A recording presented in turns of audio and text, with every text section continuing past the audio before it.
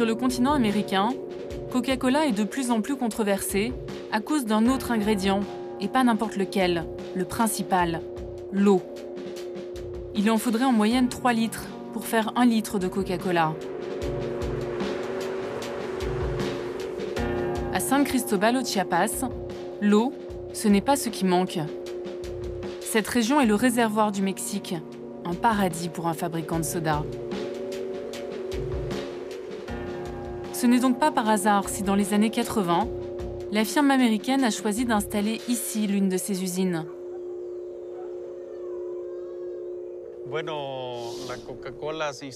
Coca-Cola s'est installé ici pour pomper l'eau de la région. Il puise directement dans la nappe phréatique de San Cristobal. C'est le réceptacle de 2 volcans, le Huitepec et le Santeguitz. Et c'est ici, en sous-sol, qu'est stockée la majorité de l'eau. Ils sont installés stratégiquement pile sur le manteau phréatique. Ils extraient environ 750 000 litres par jour. C'est quoi? C'est l'équivalent de quoi? Ce volume d'eau permettrait d'alimenter 10 000 habitants de la ville tous les jours.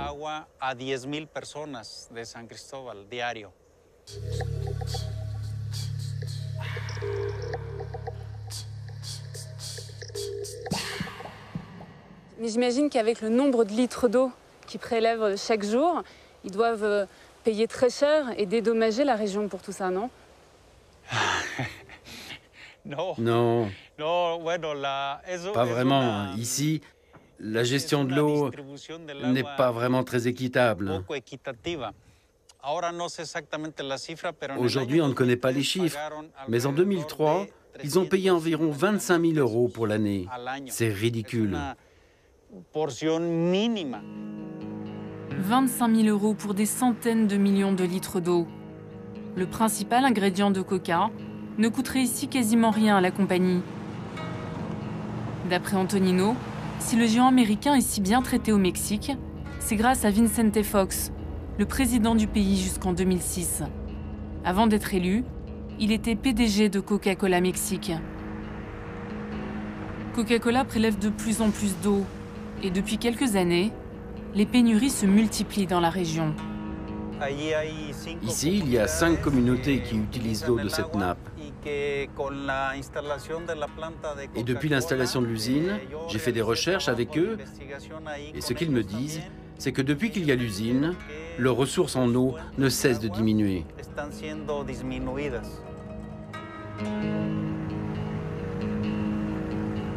Les premières familles touchées se trouvent à Ocotal, sur les flancs du volcan, juste au-dessus de l'usine de Coca. Bonjour Thomas. Thomas est le chef de la communauté. 10 personnes vivent dans cette maison. Depuis quelques années, leur quotidien est devenu une galère. Il n'y a pas d'eau. Et c'est comme ça tout le temps? Quand les nappes sont basses, on reste sans eau. Au-dessous d'un certain niveau, ici, on ne peut plus avoir d'eau. Et alors comment vous faites quand vous n'avez pas d'eau? On se débrouille avec des seaux, on va au puits, on prend des seaux. Ils ne sont pas là. On les prend pour laver le linge, la vaisselle, ou pour faire à manger. Les coupures d'eau sont de plus en plus longues. Alors à Ocotal, on est heureux quand il pleut. On prend cette eau et on la met là. On la prend, cette eau, on la sort d'ici et on la boit. Ok? Ça va, c'est pas... Ça nous désaltère. D'accord, mais vous n'êtes pas malade quand vous buvez cette eau? Nous, les adultes, ça va. Mais pour les enfants, ça pose un problème.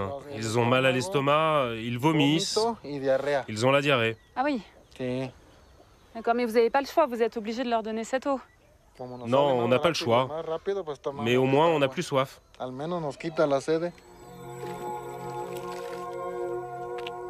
Privés d'eau dans une région qui en regorge, les habitants d'Ocotal ont contacté Coca-Cola. Mais la multinationale affirme qu'il n'y aurait aucun lien entre ces pompages intensifs et la pénurie d'eau.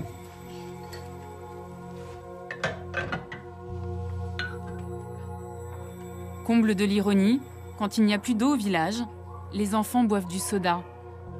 C'est une histoire sans fin, celle d'un piège qui se referme sur les Indiens du Chiapas.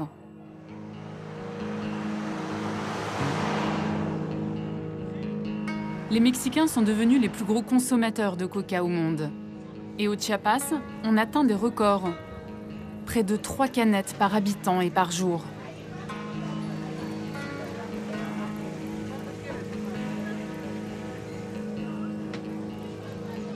Quand on veut boire quelque chose dans le coin, il n'y a pas vraiment le choix.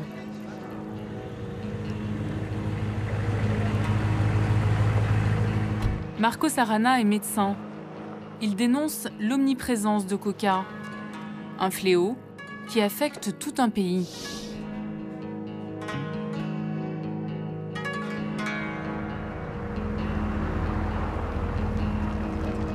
Ça a été quoi le déclic? Pourquoi vous vous êtes intéressé à cette boisson? Je suis venu au Chiapas pour travailler auprès des réfugiés sur les problèmes de malnutrition. Je me suis aperçu que c'est dans les 2 premières années de la vie qu'on définit les habitudes alimentaires. Et ici, les mères donnent des sodas à cet âge-là à leurs enfants. Et donner tant de sucre si jeune provoque fatalement une addiction au sucre. On dit quoi? On dit qu'il y a eu une coca-colonisation du Mexique? Oui, c'est un terme qui a été employé par le rapporteur spécial des Nations Unies l'an dernier. Il a été impressionné par la coca-colonisation du Mexique. Si vous voulez m'aider, Je vais le faire. cliquez à chaque fois que vous voyez un point de vente. D'accord, donc je clique dès que je vois une boutique qui vend du coca. Alors là, il y en a une. Ok, pour l'instant, il y en a un. 1, 2. C'est incroyable. 4. C'est incroyable parce qu'elles sont à côté. 5. Tenez, regardez, il y en a un autre ici. D'accord, alors là, on est donc en plein milieu des montagnes, à 2500 mètres d'altitude. Et on a fait quelques centaines de mètres et on a déjà vu 7 boutiques qui vendent du Coca-Cola. 8. C'est terrible. Il n'y a rien d'aussi facile à trouver que le coca. Vous voyez, c'est le nom de la ville dans une bouteille de coca. Mais comment c'est possible ça? C'est possible et c'est terrible. Regardez, il y a encore 2 boutiques côte à côte. On en a combien là? Là, j'en suis à 166. En 42 km. C'est incroyable. Un pays repeint en rouge et blanc. Le modèle économique parfait pour Coca-Cola. Jusque dans les villages les plus reculés du Chiapas, la multinationale a mis en œuvre une stratégie commerciale imparable. Et le Coca-Cola, c'est ce que vous vendez le plus? Oui. Au mois,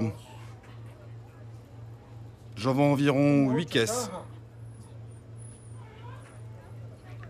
Et 10 caisses quand il y a du monde. Au mois, hein. Et les frigos? Ils sont loués. C'est une prestation. Je ne peux pas dire qu'ils me les ont offerts, parce que c'est une location tant que je vends leurs produits. Est-ce que dans le frigidaire, vous avez le droit de mettre des produits qui ne sont pas des produits Coca-Cola? Non. Seulement des produits de Coca. Tous les produits qui sont à l'intérieur viennent de la société Coca-Cola. Uniquement les produits de Coca-Cola. Si les gens veulent boire quelque chose de frais, ils doivent acheter des produits Coca-Cola. Exactement. C'est comme ça. Muchas gracias, señor. Hasta luego. Merci. Au revoir. Donc là, il y a même des Marcos, des bouteilles de 3 litres. À 3 litres, c'est quoi? 21 pesos, ça fait 1,20 €. 1 litre de coca pour 7 pesos, alors que l'eau est à 8. Le litre d'eau est à 8 pesos, donc 3 litres, ça fait 24 pesos. Et on compare avec le coca qui fait 21 pesos. Le Coca-Cola est moins cher que l'eau. Et c'est ça le problème. Oui, c'est moins cher que l'eau. Et ce que dépensent les gens dans le coca C'est de l'argent en moins pour acheter des produits de base. Aujourd'hui, les Indiens du Chiapas ne peuvent plus vivre sans coca. À tel point que la marque a même réussi à s'imposer dans la religion. Elle remplace désormais le poch, la boisson traditionnelle des cérémonies sacrées.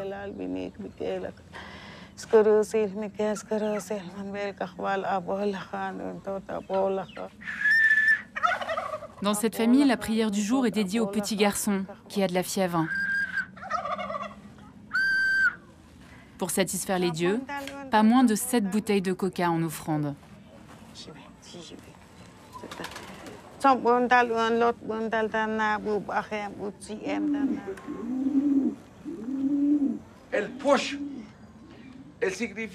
Le poche, c'est l'alcool local. Avant, ça servait à chasser les mauvais esprits. On l'utilisait pour ça. On en faisait don pour notre corps, pour notre âme, pour notre esprit. Et maintenant, on y a rajouté le Coca-Cola. Ce sont nos croyances.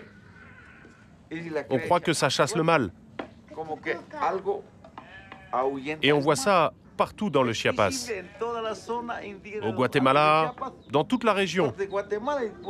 C'est notre culture maintenant. Le Coca-Cola, ça permet de chasser les esprits parce que du coup on rote et donc l'esprit est chassé du corps, c'est ça? Oui, c'est ça. Okay. C'est notre croyance. Et Coca s'en est emparé il y a 30 ou 40 ans. Au Mexique, 70% de la population est déjà en surpoids ou obèse. Selon l'Observatoire mexicain de la santé, en 2020, ce sera 100% de la population.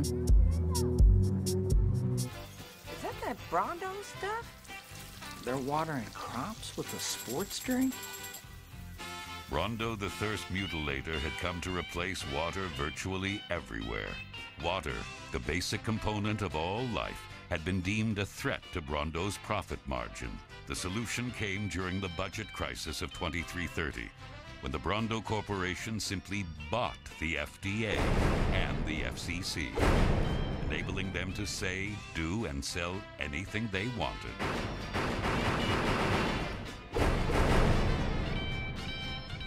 Joe didn't know any of this, but he did see a problem that he might actually be able to solve.